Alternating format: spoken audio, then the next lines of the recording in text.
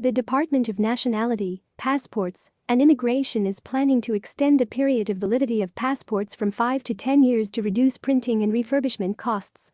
Lieutenant General Atem Merrill Bayer, the department's director, said he has submitted a request to the relevant institutions to deliberate on and decide whether to implement or block the idea. For the issue of extending the passport for a period of 10 years, we have submitted our request to government, said Merrill, while speaking on the International Day of Identity.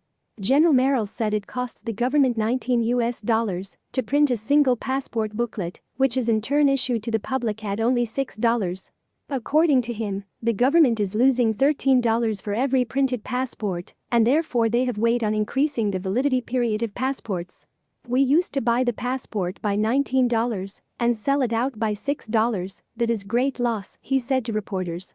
Members of the public have often criticized the department's delayed issuance of passports and national identity cards, with its German technology provider known for threatening to shut down the system over failure to pay bills.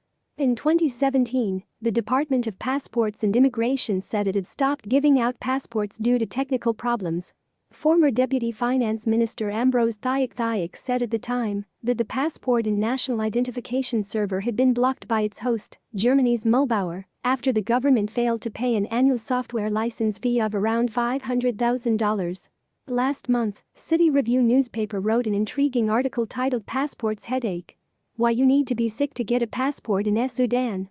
The article captured the scramble of travelers, students and sick people who have to wait against time or miss their flights, even after spending thousands in bribing middlemen at the immigration. However, General Merrill said a few weeks ago that the government has acquired enough national ID cards and passport booklets to last for the next 2 years.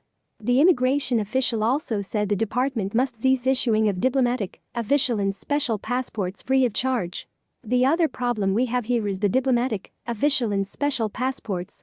We used to give them for free, and the one who responsible is Ministry of Foreign Affairs.